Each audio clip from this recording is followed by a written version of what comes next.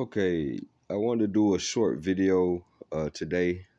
I know it's going to be a little bit different than some of the videos I normally do. A lot of the videos I do are more like on the scientific stuff, the spiritual stuff.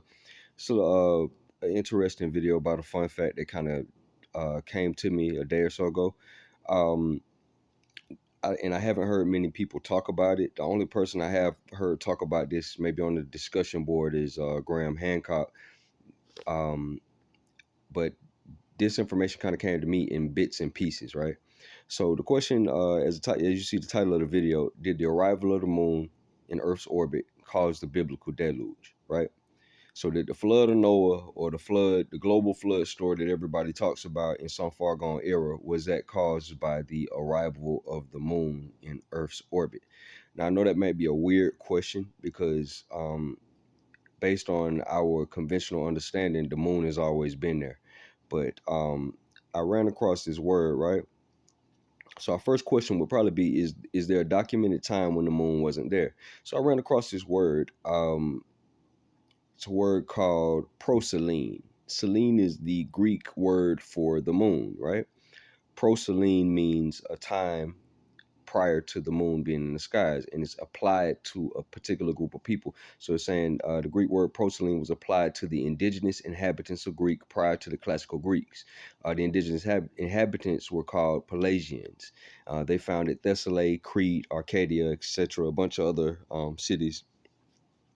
Okay, so they were considered proselenes, or they were considered people that existed since um, prior to the moon being there. An interesting fact about that, when you read Plato's story about Atlantis, these are the people who founded Athens. So if you read about the Pelagians, they founded Attica. Athens is in Attica. So if Athens went to war with Atlantis in Plato's story, these would have been the people, the Athenians, that would have been going to war with the Atlanteans, these Pelagians. So it's interesting how Atlantis sank in a certain time frame, let's say about 9,000, BC, something like that, if you take Plato's story and stuff like that. And we're going to come back to that time frame.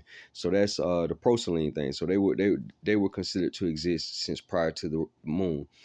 There's other words like pre-lunar. You're going to run into other civilizations, other people that said that they predate the moon. So that's an interesting thing. If we go into Credo Mutwa. He was the Zulu shaman that David Icke interviewed a couple of times. According to Credo Mutwa, the Zulus have a story about the moon that says two brothers, Wawe and Umpungu, took the moon as an egg and hollowed out the yolk and rolled it across the sky to its current location. So there's a history of stories, whether they be mythological, whether they be legendary, whatever case may be, from across the world that talks about a period of time when the moon was not in the sky. There's words for it and everything. So it's where there's smoke, there's fire, as they say. So if we go into that, if somebody put the moon there, then our next question would be, okay, is the moon natural?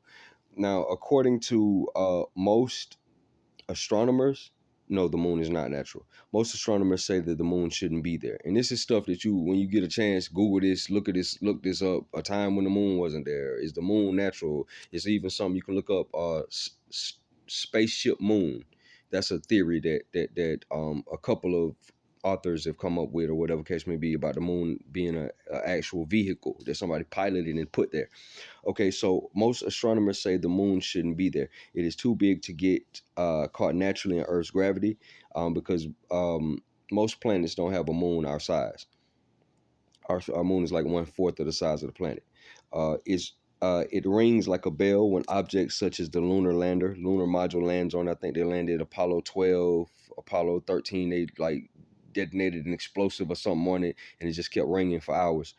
Um, all of the craters on the moon are the same depth, as if there's some sort of outer covering. So it's like something is hitting some sort of shield or some sort of covering over it, because that's the only way that they would be all the same depth. Astronauts were unable to drill into the craters. They said all they would do would create drill shavings of the materials that their drills were made out of, so they could not drill into the craters. Okay, the moon forms a perfect solar and lunar eclipse, excuse me, and is the same size as the sun from Earth. So that's an almost impossible coincidence. So somebody drove, so things like that don't happen.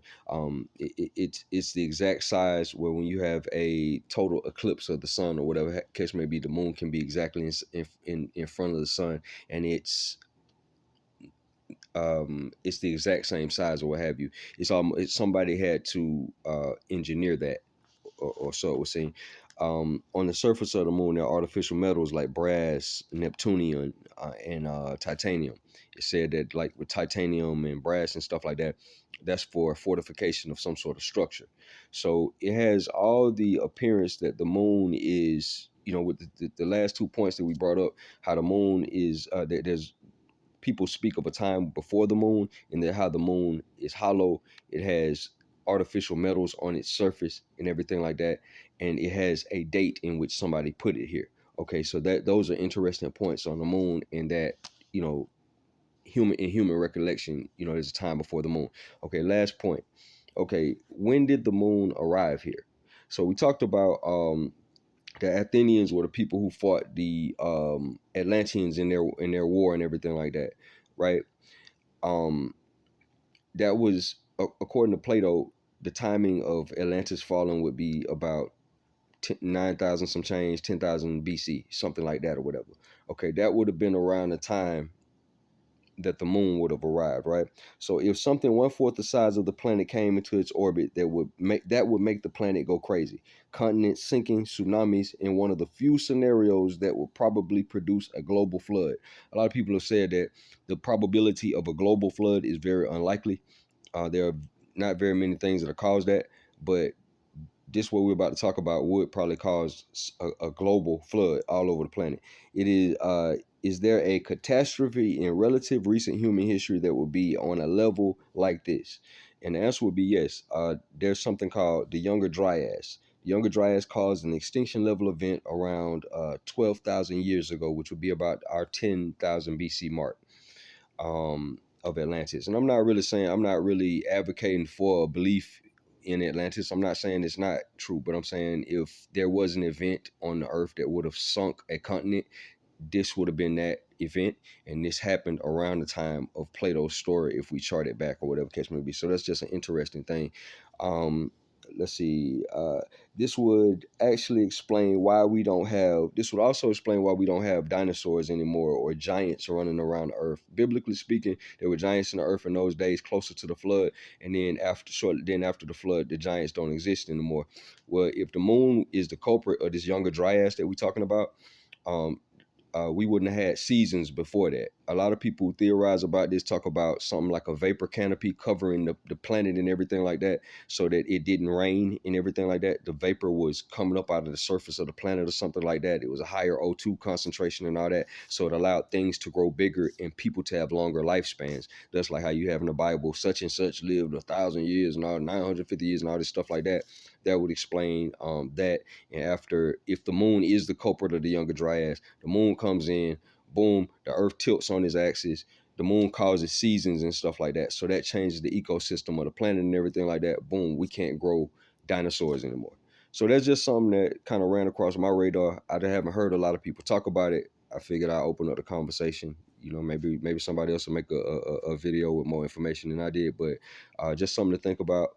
On top of all the other crazy news, I figured this would be something, a little cool, fun fact, something outside of the normal bad news. But this is an interesting fact because it implies that the moon is a spacecraft. So if you want proof of extraterrestrials, if you explore the idea of the moon or whatever being a spacecraft or whatever, that's the ultimate proof of extraterrestrials in your face every day, every night. So that's an interesting idea. Thanks for listening.